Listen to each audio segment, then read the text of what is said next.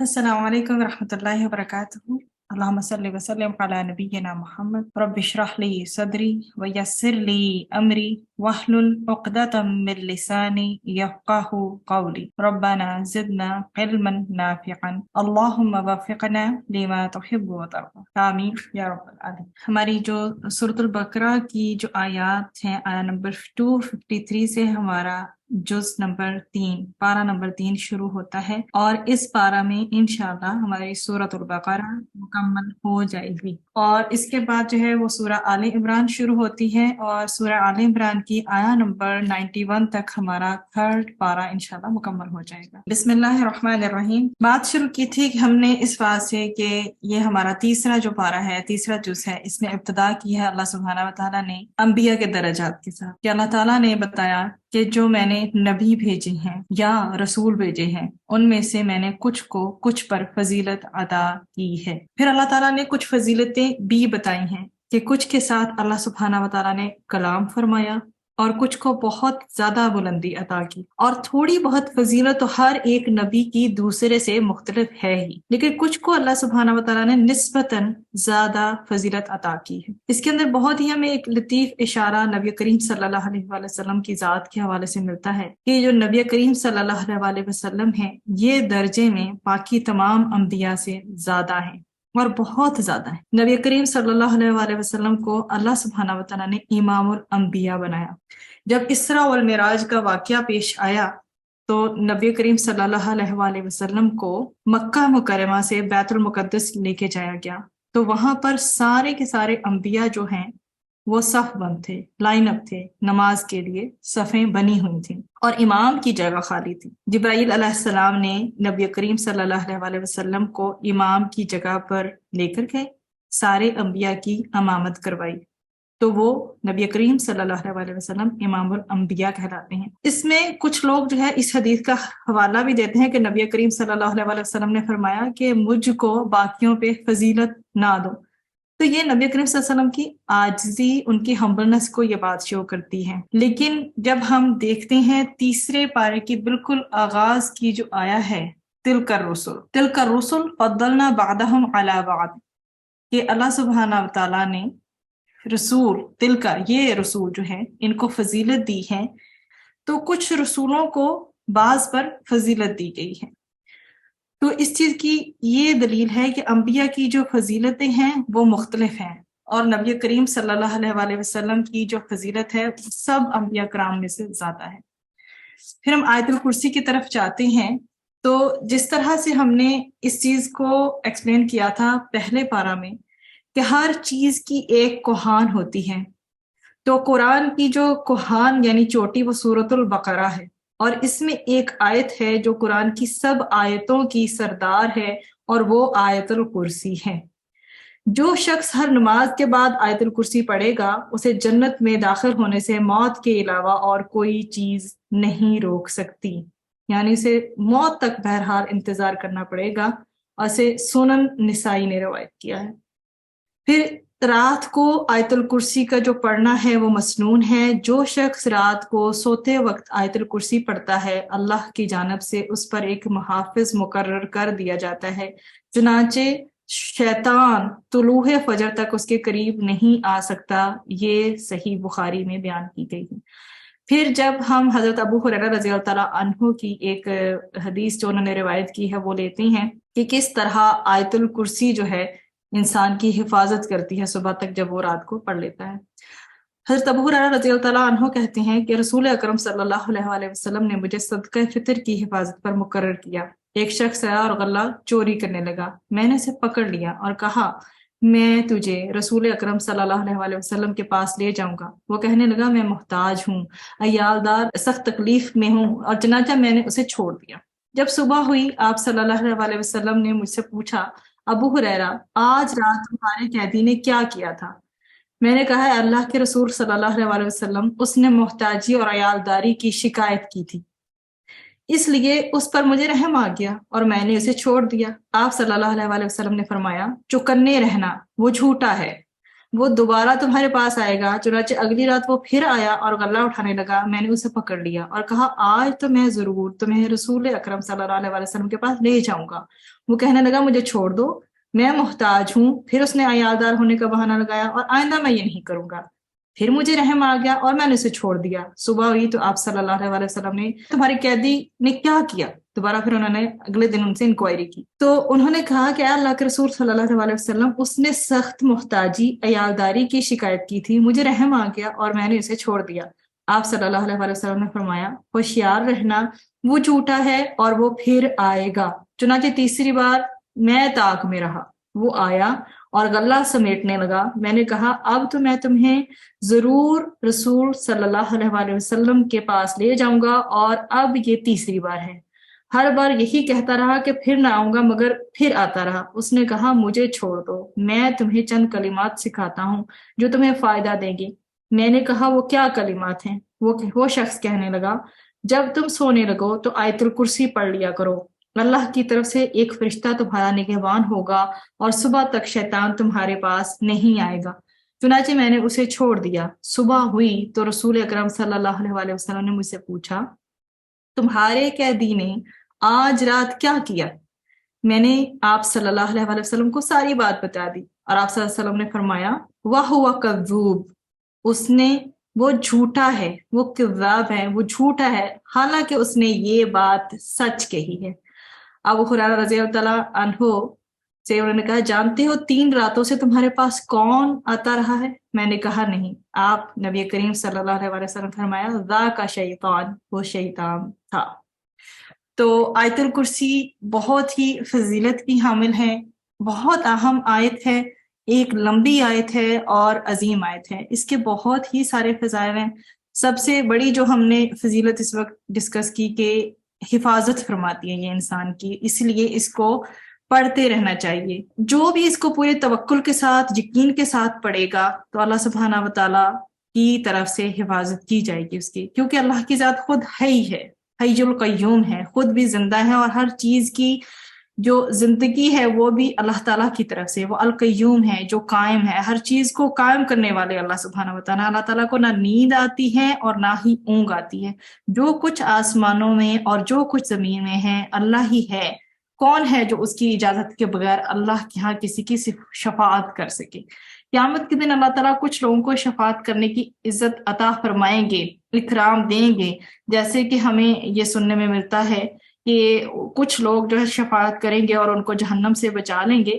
اس میں حفاظ ہوں گے، علماء ہوں گے، انبیاء ہوں گے، لیکن اللہ سبحانہ وتعالیٰ نے فرمایا کہ یہ اصل میں اللہ ہی کا اذن ہوگا۔ سب سے پہلے اگر اللہ کی پرمیشن ہوگی، اللہ کا اذن ہوگا، تب ہی یہ لوگ بھی شفاعت کر سکیں گے۔ جو بھی لوگوں کے آگے پیچھے ہیں، جو لوگ کر چکی ہیں اور جو لوگ آگے کرنے والے ہیں، اللہ کو سب معلوم ہے۔ جو پاسٹ میں ہو چکا، جو فیوچر میں ہونے والا ہے، جو ابھی رائٹ ناؤ ہیپننگ ہے، ہر چیز اللہ کے علم میں ہے۔ جہاں تک لوگوں کی بات ہے، لوگ اللہ کے علم کی جو باتیں ہیں نا، جو پریزنٹ کی ہیں، پاسٹ کی ہیں، فیوچر کی ہیں، یہ لوگوں کے علم کے دائرے میں یہ بات نہیں آ سکتی۔ جو اللہ کا علم ہے وہ زیادہ وسیع ہے، اور یہ کبھی لوگ اس علم کا احاطہ کر ہی نہیں سکتے۔ اسی لیے کہا جاتا ہے کہ لوگ اس کے علم کی کوئی بات اپنے علم کے دائرے میں نہیں لا سکتے۔ یعنی اللہ کے پاس جو علم ہے، میرے آپ کے پاس، کسی کے پاس یہ طاقت نہیں ہے کہ اللہ کے علم کا احاطہ کر سکے، مگر وہ چیز جس کی اللہ تعالیٰ نے اجازت دے دیں۔ اللہ کی کرسی وہ آسمانوں اور زمین کو گھیرے ہوئے ہے، اور ان دونوں کی نگہبانی اللہ تعالیٰ کو، اس میں کوئی بھی بوجھ محسوس نہیں ہوتا۔ اللہ تعالیٰ عالی مقام ہے، صاحب عظمت ہے۔ اگر ہم اس آیت کو واقعی میں سمجھیں، دل میں اتاریں اور اس کی کیفیات کے ساتھ اس کو ہر نماز کے بعد پڑھیں، تو یہ توحید کا نچوڑ ہے ایک طرح سے۔ اس کے اندر اللہ سبحانہ وتعالیٰ کی عظمت دل میں بیٹھتی ہے۔ اس کے اگر ہم اس کو تھورلی جو ہے اس کو سوچیں، اس آیت کے ترجمے کو، اس آیت کو خود انالائز کریں، سوچیں، تو اللہ سبحانہ وتعالیٰ کی عظمت ہمارے دل میں بیٹھتی ہے۔ اب جو بندہ سپوز 5 وقت آیت الکرسی ہر فرض نماز کے بعد پڑھے یا رات کو سونے سے پہلے پڑھے، یہ اس کی زندگی کا معمول ہو، تو آف کورس اس کے مطابق ہی اس کی زندگی بنے گی، اور جس کی زندگی اس کے مطابق بنے گی اس کی اور جنت کے درمیان صرف موت ہی رہ جائے گی، ایک فاصلہ بس۔ تو اس آیت الکرسی کو سب کو، اور الحمدللہ ہم کو عموماً یاد ہی ہوتی ہے، لیکن صحیح تلفظ اور صحیح تجوید کے ساتھ اسے یاد کرنا چاہیے، اس کی کیفیات کو محسوس کرتے ہوئے اللہ سبحانہ و تعالیٰ پہ پورا توکل کرتے ہوئے پڑھنا چاہیے، تو ہم اللہ کی حفاظت میں آ جاتے ہیں۔ اس کے بعد اللہ سبحانہ و تعالیٰ نے آگے جو چیز ڈسکس کی ہے اگلی آیات میں، وہ ہے دین کے معاملے میں کوئی زبردستی نہیں ہے، یعنی اللہ تعالیٰ کسی کو زبردستی مسلمان نہیں کرنا چاہتے۔ ہر بندہ اپنی سوچ، اپنے شعور سے سمجھ کر دین کے اندر آئے، لیکن اس کے اندر ایک بہت بڑی مسکنسیپشن لوگ رکھتے ہیں نا، کہ ایک بندہ جو کہ مسلمان ہے اور اب لوگ کہتے ہیں کہ اس کے اوپر کوئی زبردستی نہیں ہے کہ میں دین پہ چلوں یا نہ چلوں۔ تو یہ جو ہے، جب ایک دفعہ دین ایکسیپٹ کر لیا، جب دین اسلام کو ایکسیپٹ کر لی، جب یہ جان لیا، یہ مان لیا کہ میں اللہ کے اس دین کو مانتا ہوں، تو اب نماز پڑھنا، روزہ رکھنا، حج کرنا، زکوٰۃ دینا، جو بھی اس کے فرائض، اس کے ڈیو فرائض ہیں، یہ سارے کے سارے ہم پہ لازم ہو چکے ہیں۔ یہ جو آیت ہے نا، لا اکراہ فی الدین، اس کو ہم مسکنسیپشن کی راہ میں نہیں لے کے جا سکتے، اس کو ہم اس پرسپیکٹو میں نہیں دیکھ سکتے۔ اس کا مطلب یہ نہیں ہے کہ کوئی بندہ اگر دین اسلام میں آ گیا ہے تو وہ اپنی مرضی کرے۔ اس کا مطلب یہ ہے کہ جب آپ ایک دفعہ دین اسلام میں انٹر ہو گئے ہیں، میں یا آپ، یہ ہم سب کی ذمہ داری ہے کہ ہم پورے کے پورے دین کے اندر چلیں، پھر ان رولز اور ریگولیشنز کو فالو کریں جو اللہ سبحانہ وتعالیٰ نے ہمیں دے دیے ہیں۔ اس کے بعد اللہ سبحانہ وتعالیٰ نے ہمیں یہ بتایا ہے کہ مرنے کے بعد دوبارہ زندہ ہونے کا پروسیس، اس کے جتنے بھی دلائل ہیں اللہ سبحانہ وتعالیٰ نے اگلی آیات میں بیان کیے ہیں۔ اس سے پہلے ہم پہلے پارے میں اور دوسرے پاراز میں بھی ان چیزوں کو دیکھ آئے ہیں اور تذکرہ کر چکے ہیں، 2-3 کہانیاں گزری ہیں۔ اب یہاں پر جو آ رہی ہے وہ ابراہیم علیہ السلام کے حوالے سے ہے کہ ان کے ٹائم پیریڈ میں نمرود جو تھا، جو بابل کا بادشاہ تھا، اس نے سیدنا ابراہیم علیہ السلام سے ایک مناظرہ کیا۔ جب ابراہیم علیہ السلام نے نمرود سے کہا کہ اللہ تعالیٰ کی ہی وہ ذات ہے جو زندہ کرتی ہے اور مارتی ہے، تو اس نے کہا کہ یہ تو میں بھی کرتا ہوں، بحیثیت بادشاہ جس کو چاہتا ہوں زندگی دے دیتا ہوں، جس کو چاہتا ہوں موت دے دیتا ہوں، جس کو چاہتا ہوں قتل کروا دیتا ہوں۔ اس نے خدائی کا دعویٰ کیا، تو ابراہیم علیہ السلام نے اس کو ایک اور چیلنج دیا کہ یہ بندہ اس چیز کو تو سمجھنے والا نہیں ہے جو میں بات کر رہا ہوں، کہ اللہ تعالیٰ کی ذات ہے جو زندگی دیتی ہے اور وہی ذات ہے وہ جو کہ موت دیتی ہے۔ تو انہوں نے کہا کہ اچھا، اگر ایسی بات ہے، تم خدائی کا دعویٰ کرتے ہو، تو اللہ کی ذات تو وہ ہے جو سورج کو مشرق سے طلوع کرتی ہے اور جو ہے مغرب میں غروب ہوتا ہے، تو تم ایسا کرو، اگر تم خدائی کا دعویٰ کرتے ہو، تو جو نمرود تھا وہ چونکہ وہ کفر پہ تھا نا، اور وہ خدائی کا دعویٰ کرتا تھا، جب اس نے یہ چیلنج دیکھا نا کہ جب ابراہیم علیہ السلام نے اسے چیلنج کیا کہ تم پھر سورج کو مغرب سے طلوع کر کے دکھاؤ، تو وہ ایک دم حیران اور مبہوت ہو کر رہ گیا ایک دم سے، یعنی اس کو اس وقت کچھ بھی سجائی نہ دیا، اس کو کچھ بھی سمجھ نہ آیا۔ پھر اللہ نے ایک اور واقعہ بیان فرمایا، ایک شخص تھے، وہ نیک آدمی تھے، ان کے بارے میں یہ اختلاف ملتا ہے کہ یہ کون تھے، کچھ کہتے ہیں کہ عزیر علیہ السلام تھے اور کچھ کہتے ہیں کہ ان کا نام کچھ اور تھا۔ قرآن نے اس کو واضح نہیں کیا، لیکن قرآن کا ایک مزاج ہے، ایک اسلوب ہے کہ جس چیز کی جتنی ضرورت ہوتی ہے اس کو اتنا ہی ذکر کرتا ہے۔ اگر اس کے اندر کہ وہ کون تھے اتنا پتا ہے کہ کوئی نیک آدمی تھے، لیکن وہ خاص پرسنالٹی کس کی تھی، اس سے مجھے اور آپ کو کوئی فرق نہیں پڑنا چاہیے۔ تو قرآن اس طرح کی باتوں کا زیادہ تذکرہ نہیں کرتا، زیادہ تفصیل میں نہیں جاتا۔ جو بھی تھے، خیر وہ عزیر علیہ السلام تھے یا کوئی اور تھے، وہ ایک بستی سے گزرے، وہاں پہ دیکھا کہ وہ چھتوں کے بل گری ہوئی تھی، یعنی اس کی ساری چھتیں گری ہوئی تھی۔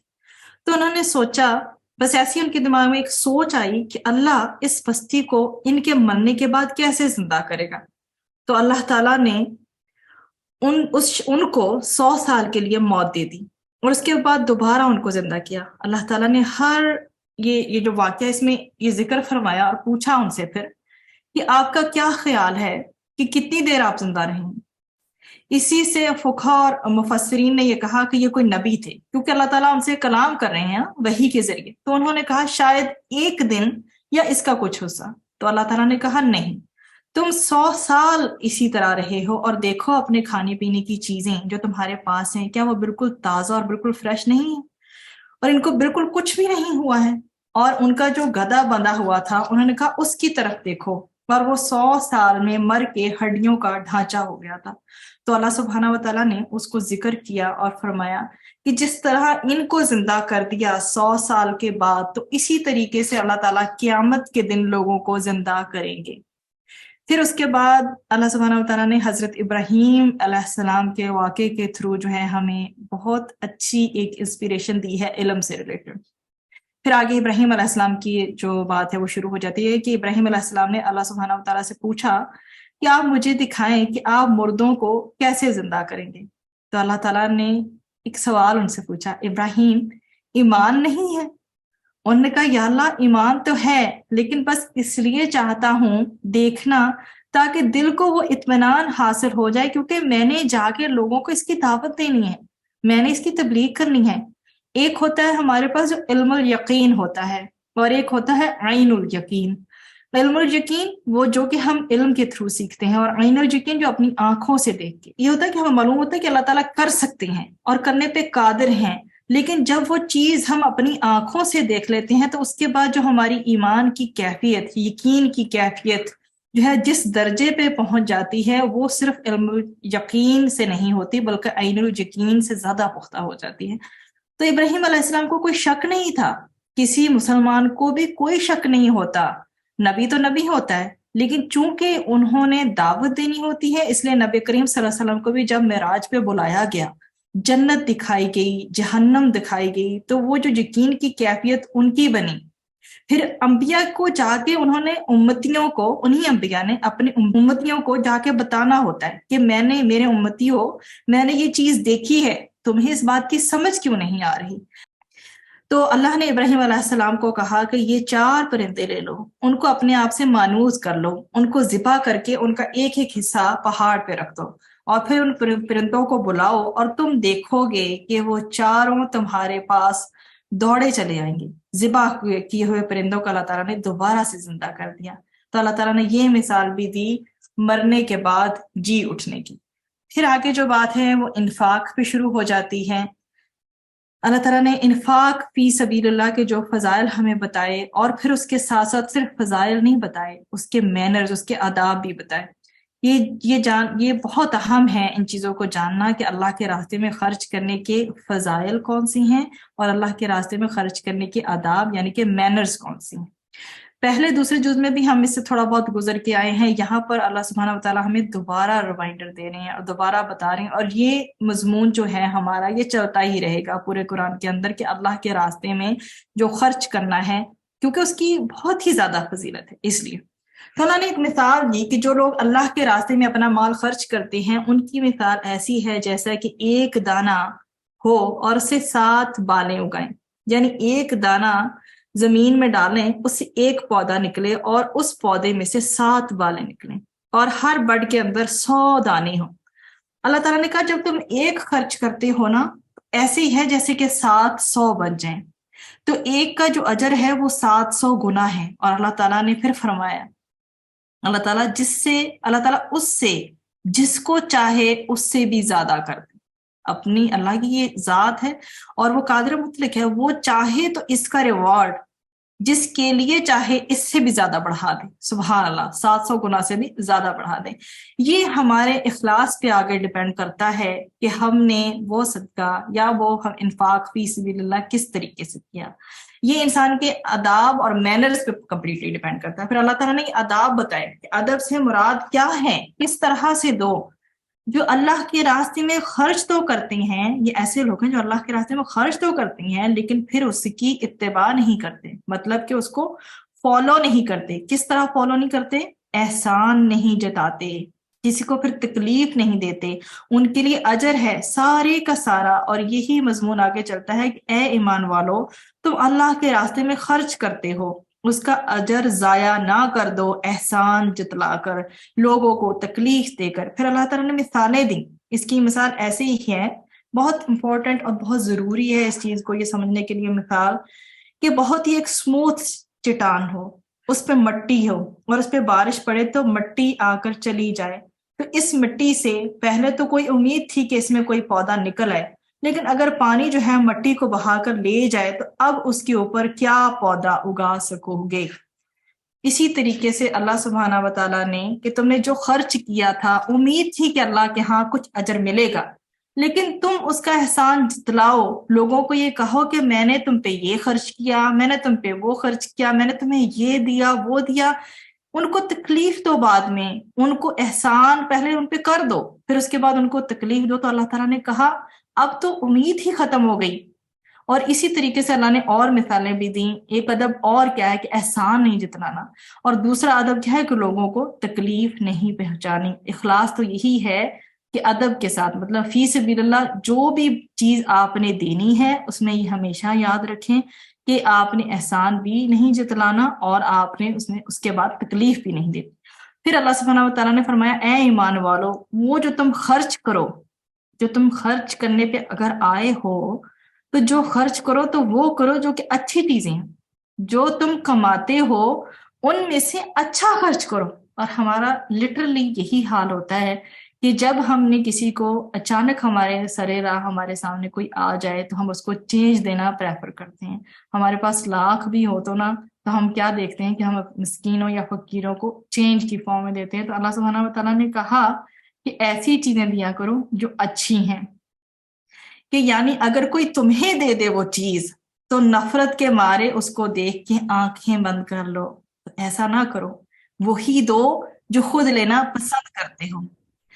اور پھر اسی بات پہ آگے اللہ سبحانہ و تعالیٰ یہ بتا رہے ہیں کہ آئے گا تمہیں، جب نیک کام کرو گے تو شیطان پیچھے آئے گا۔ اب شیطان آتا ہے، وہ آ کے آپ کو جو میتھمیٹکس بتاتا ہے، وہ کیا کہتا ہے آ کر کہ تم اگر 5 دے دو گے نا تو پیچھے 4 رہ جائیں گے تمہارے پاس۔ وہ مفلسی سے ڈراتا ہے۔ وہ کسی چیز سے ڈراتا ہے؟ وہ مفلسی سے ڈراتا ہے اور بے حیائی کا حکم دیتا ہے۔ اللہ تعالیٰ تم سے مغفرت اور فضل کا وعدہ کرتے ہیں۔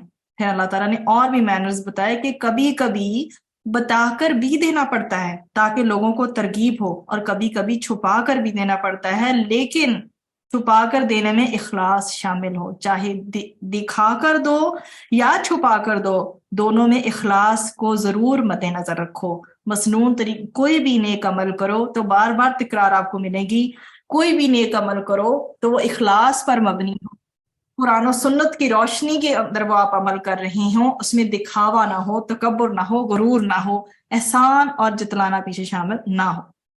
پھر اللہ تعالیٰ نے فرمایا کچھ لوگ ایسے ہوتے ہیں جو اللہ کے راستے میں اپنے آپ کو کھپا دیتے ہیں۔ اب تیسری کیٹیگری آ رہی ہے، انہوں نے زندگی کا مقصد اللہ تعالیٰ کے دین کا علم حاصل کرنا اور اللہ تعالیٰ کے دین کی ترویج کرنا، اپنے آپ کو وہ 24/7 ان چیزوں میں بزی کر لیتے ہیں۔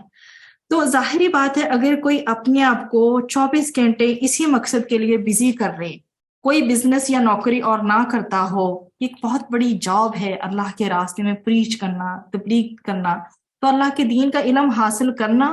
پھر تو اللہ تعالیٰ نے ان کے بارے میں فرمایا کہ یہ لوگ جنہوں نے اپنے آپ کو قید کر لیا ہے دین کا علم حاصل کرنے یا آگے پھیلانے کے لیے، اپنے آپ کو اللہ کے راستے میں یا خدمت میں اپنے آپ کو مصروف کر لیا، یہ لوگ کام نہیں کر سکتے۔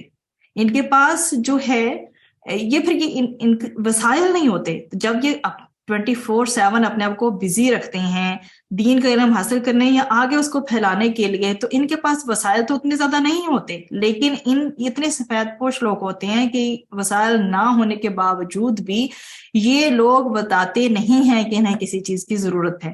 یہ لوگ خاص طور پر مستحق ہیں جنہوں نے اپنے آپ کو اللہ کی راہ میں اس طرح قید کر لیا کہ وہ معاش کی تلاش کے لیے زمین میں چل پھر نہیں سکتے، لیکن یہ اتنے پاک دامن لوگ ہیں کہ کسی سے سوال نہیں کرتے، اس لیے کہ جو ان کو جانتا ہے، ان کو قریب سے نہیں جانتا، وہ یہی سمجھتا کہ یہ بہت مالدار لوگ ہیں، لیکن کیونکہ یہ لوگ مانگتے نہیں اپنی پاک دامنی کی وجہ سے، تو اللہ سبحانہ و تعالیٰ نے کہا کہ ان پہ خرچ کیا کرو۔ جہاں تک تو اللہ سبحانہ و تعالیٰ نے انفاق فی سبیل اللہ میں بتا دیا کہ اس عمل کو کرنے میں خیر ہی خیر ہے، برکت ہی برکت ہے، اور اس سے کیا ہوتا ہے؟ رحمت آتی ہے، آپ کی جو بلائیں ہیں وہ ٹل جاتی ہیں۔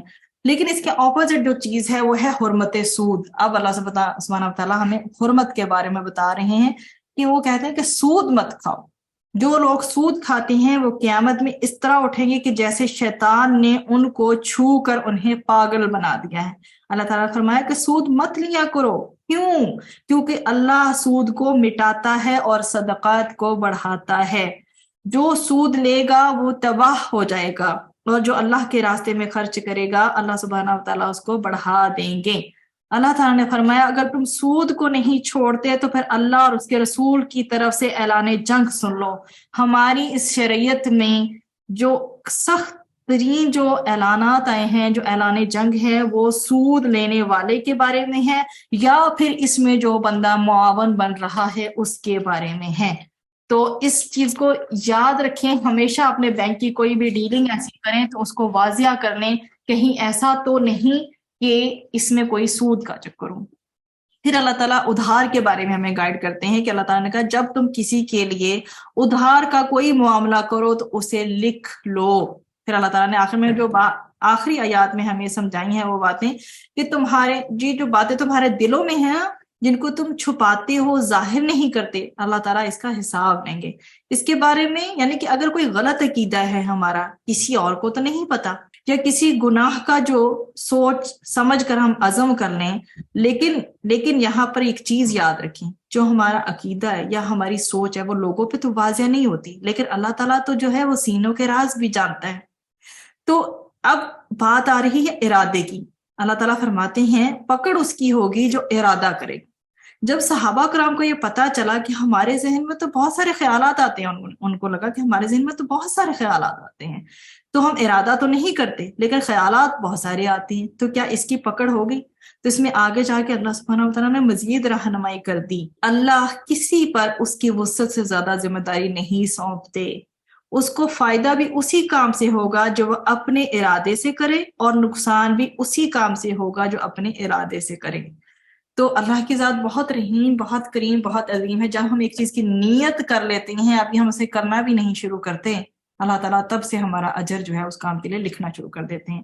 پھر آگے بہت ہی کمپریہنسو دعا ہے جس کے ساتھ اینڈنگ ہو رہی ہے۔ اللہ تعالیٰ مسلمانوں کو، ہم سب کو اللہ سبحانہ و تعالیٰ نے یہ بہت ہی خوبصورت دعا سکھائی ہے، بہت ہی کمپریہنسو ہے۔ سورۃ البقرہ کی آخری آیات کی دعا کہ اللہ تعالیٰ ہم سے اگر کوئی بھول چوک ہو جائے تو ہماری پکڑ نہ کیجیے گا، ہم پر اس طرح کا بوجھ نہ ڈالیں جس طرح کہ آپ نے ہم سے پہلے لوگوں پہ ڈالا تھا۔ یا اللہ ہم پر کوئی ایسا بوجھ نہ ڈالیں ایسے بوجھوں کو جن کو اٹھانے کی ہمیں کوئی طاقت، کوئی ہمت نہیں ہے۔ ہماری خطاؤں سے درگزر کر دیں، ہمیں بخش دیجئے، ہم پہ رحم فرمائیے، کیونکہ آپ ہی ہمارے حامی و ناصر ہیں، اور کافروں کے بارے میں ہمیں نصرت عطا فرمائیے، آمین ثم آمین۔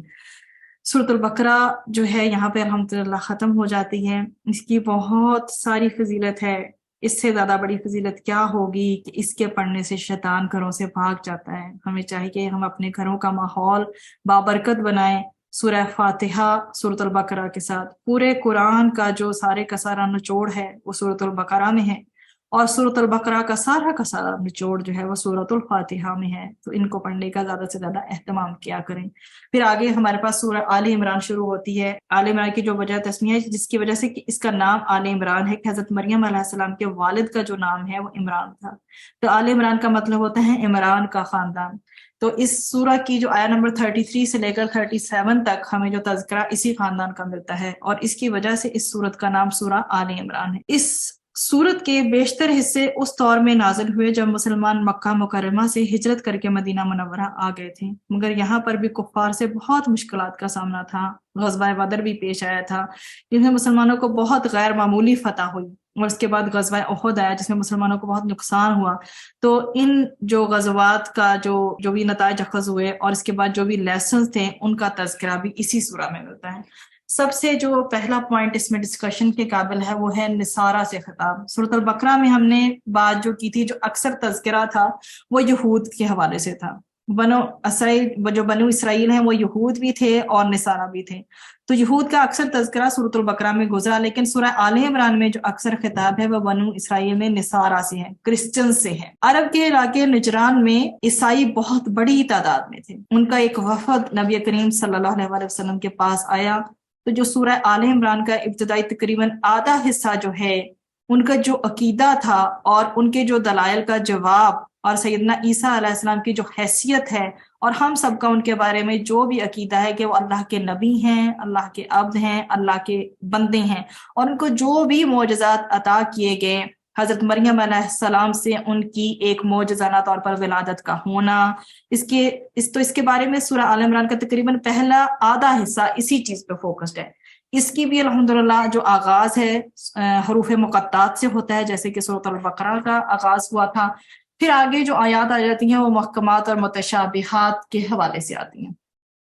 اللہ تعالیٰ نے یہ بات فرمائی نصارہ اور کرسچن، ان کا جو عقیدہ تھا حضرت عیسیٰ علیہ السلام کے بارے میں کہ وہ اللہ کے بیٹے ہیں یا اس کی وجہ سے ہیں، اور اللہ نے قرآن کے اندر، بائبل کے اندر بھی یہ کہا کہ وہ کلمت اللہ ہیں اور روح اللہ ہے یا روح من اللہ ہے، کہ وہ اللہ کا کلمہ ہے اور اللہ کی روح ہے۔ تو یہ اللہ کی روح، یہ جو اللہ کی روح ہے، اللہ کا کلمہ ہے، تو یہ اللہ کے بیٹے تو اللہ سبحانہ وتعالیٰ نے بات فرمائی کہ یہ جو ساری چیزیں ہیں، روح من اللہ یا روح اللہ یا کلمت اللہ، یہ ایسی چیزیں ہیں جو تمہاری عقل سے باہر کی چیزیں ہیں، اس پر بس ایمان لے آؤ۔ اللہ کے کلام میں دو طرح کی چیزیں ہوتی ہیں، ایک تو محکمات اور ایک متشابہات۔ محکمات وہ ہوتی ہیں جس سے احکام یا حکم نکالے جاتے ہیں، جو بہت واضح ہوتے ہیں، لیکن کچھ چیزیں جو ہیں مشتبہ ہوتی ہیں، جو ہماری جو محدود قسم کی عقل ہے نا، میری اور آپ کی، اس میں نہیں آ سکتی۔ اللہ سبحانہ و تعالیٰ نے فرمایا کہ متشابہات پہ ایمان لے آؤ، وہ اللہ کی طرف سے ہیں، وہ اللہ کی طرف سے ہیں اور اللہ کی طرف سے ایمان ہے، ان کی کھوج میں مت پڑ جاؤ،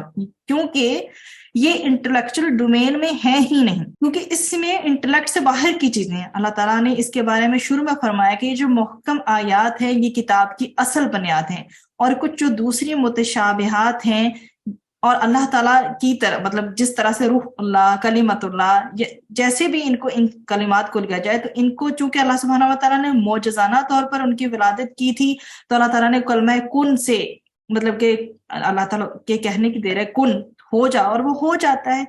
تو اس کن سے اللہ سبحانہ و تعالیٰ نے حضرت عیسیٰ علیہ السلام کی ولادت فرمائی۔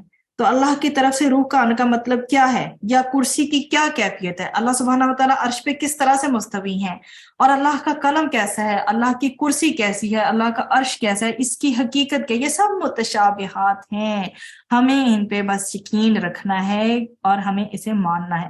اللہ تعالیٰ کہتے ہیں کہ ایمان لے آؤ اس کے اوپر اور ان کی کھوج میں نہ پڑو، کیونکہ جو ان کی کھوج میں پڑتا ہے، اس کی ڈیپتھ میں جانے کی کوشش کرتا ہے، مطلب یہ کہ ان کے دلوں میں ٹیڑھ پن ہے، ان کے دل ٹیڑھے ہیں۔ اللہ تعالیٰ نے فرمایا یہ لوگ اس لیے ایسا کرتے ہیں تاکہ فتنے پیدا کریں اور تعویلات تلاش کریں، اللہ ہی ان کے بارے میں جانتے ہیں ان کی کیا حقیقت ہے، اس کے بارے میں زیادہ گہرائی میں مت جاؤ۔ اور جو واقعی علم والے لوگ ہوتے ہیں وہ اس کی کھوج میں نہیں پڑتے، وہ اس پہ ڈیپتھ پہ جانے کی بجائے کیا کرتے ہیں، وہ اللہ نے جو کہہ دیا اس پر ایمان لاتے ہیں۔ پھر آگے جا کے اللہ سبحانہ و تعالیٰ کے قادر مطلق ہونے کی بات آ رہی کہ اللہ تعالیٰ نے آگے چل کر ایک بہت خوبصورت دعا جو ہمیں سکھائی ہے۔ اللہ تعالیٰ نے فرمایا کہ دعا مانگا کرو، اللہ کی ذات جو ہے وہ قادر مطلق ہے، وہی ہے جو اقتدار بخشتا ہے، اور جس سے چاہتے ہیں اقتدار لے لیتے ہیں، جس کو چاہتے ہیں عزت دیتے ہیں، اور جس کو چاہتے ہیں اس سے عزت لے لیتے ہیں۔ ساری کی ساری بلائی جو ہے وہ اللہ سبحانہ و تعالیٰ کے ہاتھ میں ہے، اور اللہ تعالیٰ ہر چیز پر قادر ہے۔